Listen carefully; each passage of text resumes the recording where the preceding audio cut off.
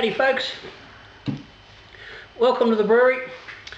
Tasting day on Beermonster FWK kit, the island of Haze, Hazy. Got the shirt on, it's a little snug, but I'll put it on anyway. Let's do it properly. Let's give the guys at Quality Home Brew Supplies the full recognition for providing me with the opportunity to do this kit. I'll put a link up to Brew Day. Be up there, down there, be somewhere. I'll put links down to Quality Home Brew so you can have a look at this. Just a reminder though, these FWK kits by Beermonsters are not actually available via the post. They're only available in store generally. I got some preferential treatment. What's in there? Looks like there's a bit of probably hot crud in the bottom of that, I'd imagine. I haven't watched it. I just tipped it. I haven't washed it out. I didn't worry about to set it here in the brewery. I'll explain. Yeah, it popped up. Beermonsters is the name that we use for our internal small group of local brewers, a couple of other fellas that we get together through Messenger and chats and have a couple occasional catch-ups and stuff. And we call ourselves the Beermonsters. And when it popped up, someone discovered this Beermonster brewing. Got me ticking a little bit, and I went onto Quality Home Brew's site, and I found the kits and I inquired about them because I couldn't find them. I'd sent a Facebook link, but I couldn't find them on the actual website.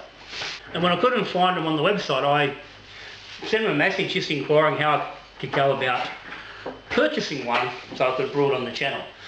Told them the story and whatnot, and they decided, they come back to me and said, look, we don't sell them online, they're generally only available in the shop due to postage cost. They do all-in FWK kits, which they do post, and obviously these days with these smaller cartons they're a little bit more cost effective in the mail than the big cubes are. So they said, well, we'll send you one anyway. We'd like, yeah, let you brew one. I thought, fantastic, great. And in the process of that, that's it with the kit. They sent me a t-shirt. They sent me everything I needed for the kit: hops, yeast. So bang, I was ready to go. All good. So away we went a few weeks ago. So yeah, big shout out to the boys up there, Ted, Rod, and Daniel, for putting their hands in their pocket and sending me the kit. These guys are in Brisbane, Slats Creek, which I think I looked at. It's the very southern side of, by memory of, I don't know, not quite southern, but the southern side of bloody Brisbane anyway. So if you're up in the Brisbane area, you can certainly get along there. So they had a few kits. This is the island of Haze, obviously hazy pale ale, New England type of brew. It says on the front here it's 2-row wheat and flaked. Doesn't actually say what flaked is, but flaked. Anyway, so brewed him up, and it says on here 1057 with the original gravity. It actually came out at 1061. 23 litres out of the cube. I didn't have to add anything to it.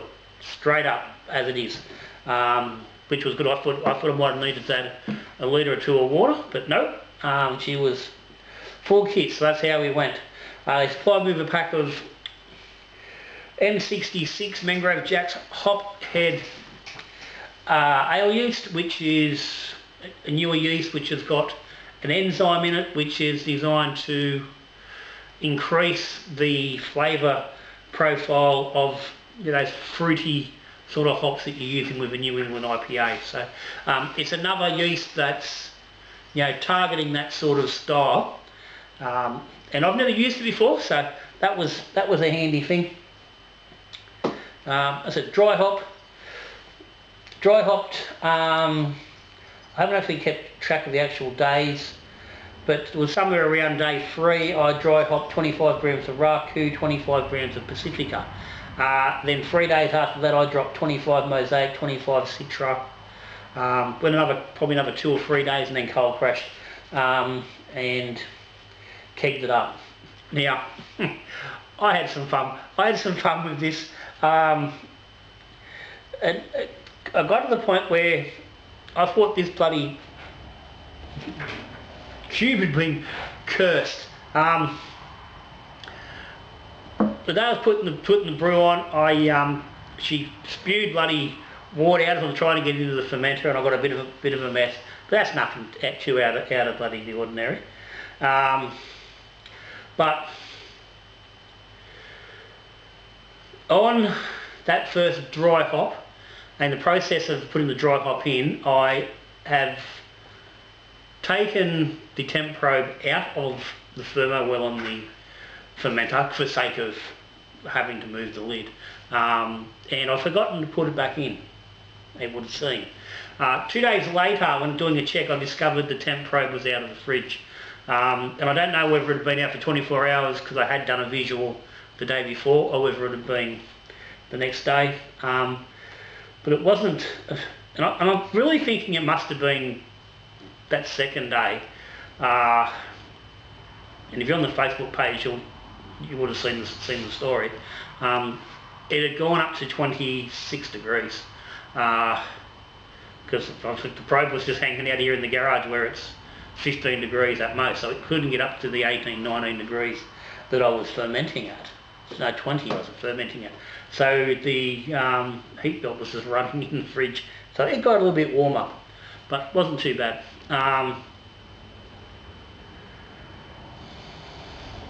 The next day when I wanted to do my second dry hop, I was unaware that at that point the blower tube had somehow got a blockage. I wasn't getting CO2 output, but I assume that was because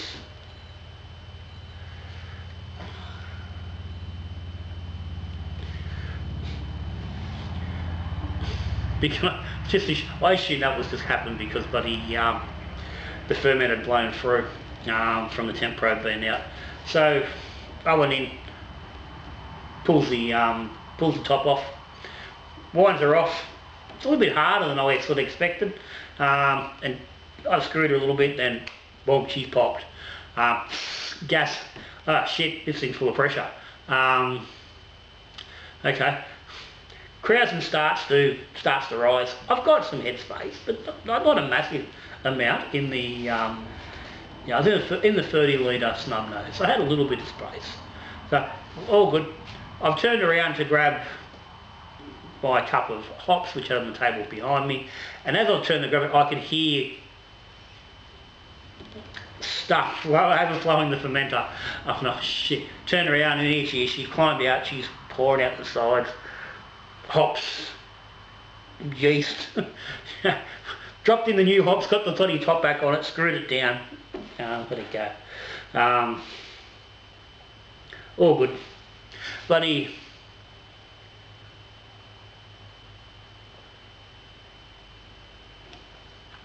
didn't seem to lose too much. And okay, sweet, fine, go with that. Went through, finished the ferment, got it kegged up. Come to keg fridge. I had to move. Now, I said there was 23 litres in the ferment. I kegged 9 litres. And this was like on a Wednesday afternoon or something. I'd kegged a 9 litre keg because that's all I had available, and I just had the fermenter sitting here in the garage while I was working out what I was going to do with the rest of it, whether I was going to bottle it or try to get it into another keg. On the Friday, I come home. I had to get the 9 litre keg that I had filled into the keg fridge. So I moved some kegs around, blah blah blah. Got it in there. In the process, I had I'd labelled 2 taps wrong. So instead of cleaning off the tap board and rewriting it, I just jumped in and grabbed the 2 beer lines and just changed them from one keg to the other. Just swapped them over. Problem was, obviously in the process of doing that, one line had become just a little bit out of whack in the duotype. I come back out later that night, a couple of hours later, just to do something out here in the garage. I might have just been bringing some recycling out to the bins, and as soon as I opened the garage door, I could smell fucking hoppy beer, and I just knew straight away something's gone majorly wrong.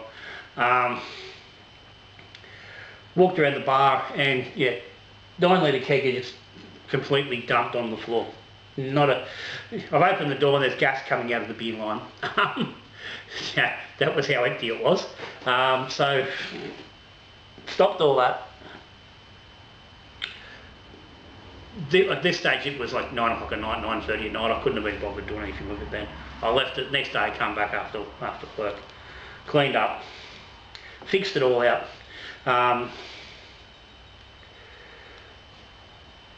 I'd realised the night before when I put it in that, okay, I thought first thought was shit, I've just blown this brew. After all the drama I've had to get this right, and I want to get it right for these guys up at Quality Home Brew, after sending it to me, and the Beermonster brewing and the whole thing. And I went, hang on, no, I've still got the fermenter there. So the fermenter went back into the fridge overnight and get cold again. So that it didn't drop everything back out that had sort of, come back up in the suspension a little bit from the sitting. Back into the keg, all good. Got the hoses fixed, put them back on the right kegs, adjusted the tap lines, popped the gas onto the new keg of the Beermonster's Easy Hazy, and the moment I did, beer started pouring out of the font into the fridge. Okay, bang, stop that very quickly. No, gas off, beer off, went into the font. Something in the process of changing everything around, I'd pulled on the line and it pulled out of the duotite. The duotite had pulled off. It hadn't pulled out of the duotite, the actual duotite had pulled off the tail of the shank. So I had to then fuck around and get that fixed up. In the process of trying to fix that, I knocked another duotite off another shank and had another keg, piss and beer everywhere. So an hour and a half exercise of attaching hoses onto 2 fonts, and anyone who's ever done a 4-tap font will know how difficult, fiddly that fucking is. So finally got that done, got it connected, and she's all good. It was a nervous couple of days as I was checking to make sure I wasn't didn't have any leaks or anything stupid, but we got away with it. So now, after a nice long story, let's talk about the beer. I don't brew a lot of Neepers, a lot of Hazies, because they're not a particularly easy beer to brew. And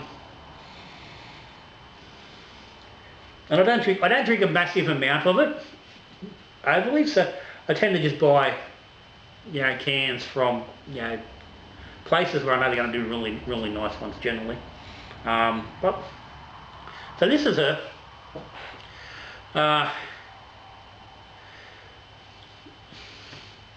it's a little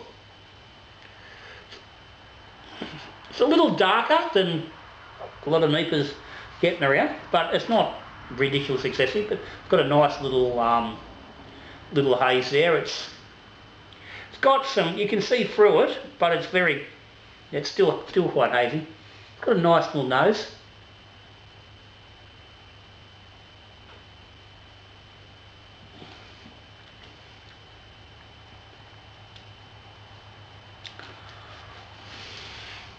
It's a nice little fruity punch and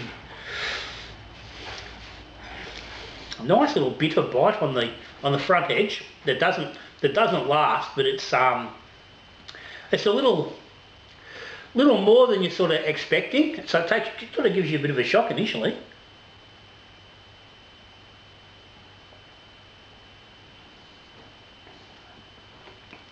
But that's certainly settling with a couple, you know, once you sort of mouth adjust. Because this is my first beer for 4 days, so there's a little bit of palate shock there, adding to that, and it's certainly, yeah, settling now. I've got a couple of mouthfuls in there.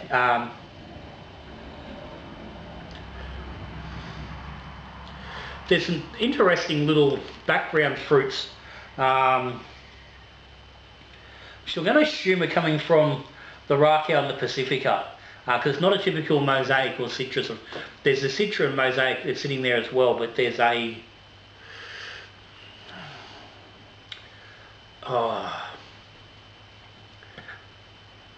bit more of a denka sort of fruit, bit more intense, probably, yeah, leaning towards, let's say, yeah, that lychee and, you know, those Asian type of fruits, more so than your citrusy or your tropical fruit.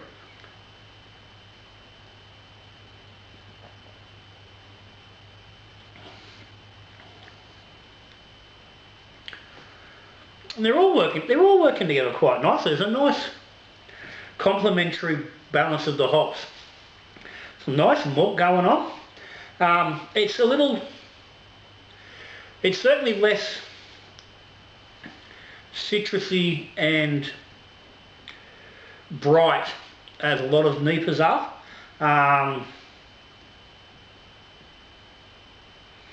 It says Island of Haze, which I sort of perceive as, gives me images of tropically, yeah, sort of thing. And I wouldn't say this is really giving any real tropically notes. But the reality is, I suppose, if they're Asian, it is tropical, but to some degree it's almost pushing more equatorial, which is, let's get geographical on the beer. But yeah, but it's working quite nicely. I think the malts are nice. There's a nice level of sweetness.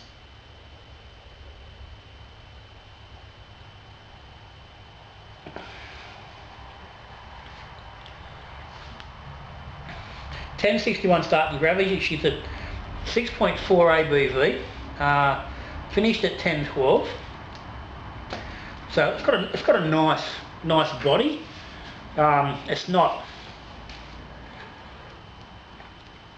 It's not light and thin, but it's not heavy either. It's sitting there quite the comfortable sort of a level. What the hophead ale is playing,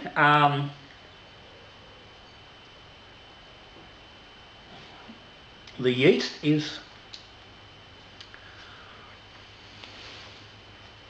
it's hard to say exactly where the yeast is standing. As I say, Rakia, Pacifica, not hops I've used in any great quantities. I've got no real great understanding of and recognition of the flavours and stuff that go along with it. So how the hophead yeast is actually playing within the flavours is really a bit difficult for me to tell. But it is working, it seems to be working nicely. I think it's got some, it's got a nice little bit of haze. It's not quite as hazy as some NEPAs are, but it's certainly got a haze effect there. And I've seen plenty of NEPAs that don't get the haze. So the yeast is working from that perspective. I think, yeah, maybe it was pushing more your more traditional full American runner hops, then that may be a little bit more evident. But there's certainly nothing noticeably wrong from the yeast or out of place. So it's done the job. Certainly enough. I'm happy enough to use it again on something else, to try to play with it again. Because I'm not picking anything wrong, anything that says don't use it again. And I've used a few hazy yeasts over the last sort of 2 years that I'm happy to not use it again, because they just didn't perform that great. That's working. I'd still like to work with it again on a combination of hops that I do understand better, to see how that actually, how that flavour impacts. And it probably wouldn't be a bad one to do on a side by side. And I had thought about doing it on this, but I didn't have the fermenters available to do it side by side. And I wanted to run it just purely as the kit comes and how it's recommended to do as well. Didn't want to take anything away from the kit by playing around with other factors. Now these boys have obviously, yeah, they've made the kit, they're producing it, they're selling it the way they want to deliver it. So didn't want to play around with that.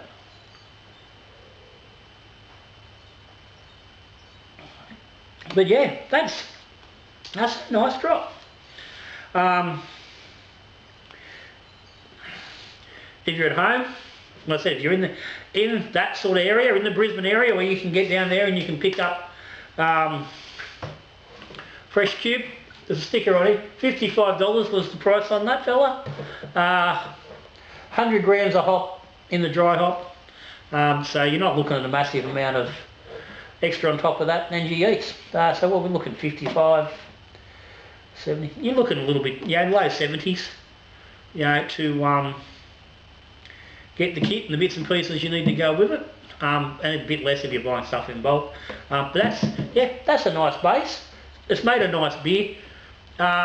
Thanks very much to, I said, to the boys up there at Quality Home Brew Supplies. Thank you for the t-shirt.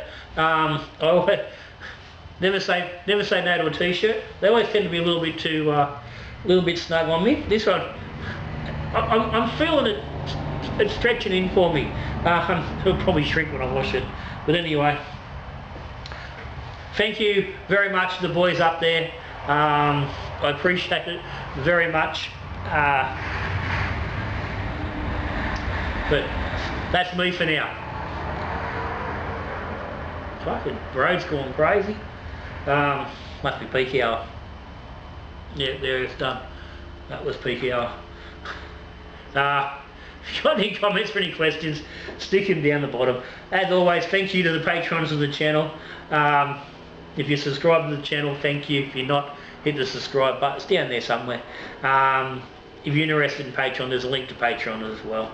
As I said, there'll be links down there to Quality Home Brew, links to this fella. So, cheers and thank you once again, Ted, Rod and Daniel. Certainly much appreciated, and I've now got myself a NEPA to roll me way through autumn.